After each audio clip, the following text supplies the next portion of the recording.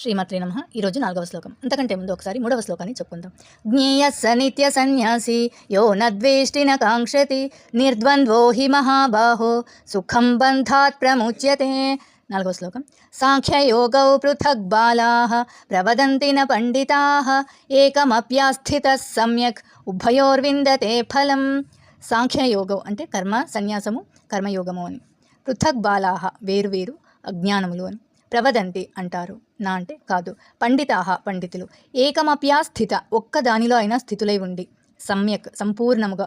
ఉభయోర్ విందతే రెండింటి యొక్క పొందుతారు. విందతే అంటే పొందుతారు ఫలమును. అజ్ఞానులు మాత్రమే సాంఖ్యము అంటే కర్మలను త్యాజించుట లేదా కర్మ సన్యాసము అని అర్థం. మరియు కర్మయోగము అంటే భక్తితో పనిచేయడం అన్నమాట.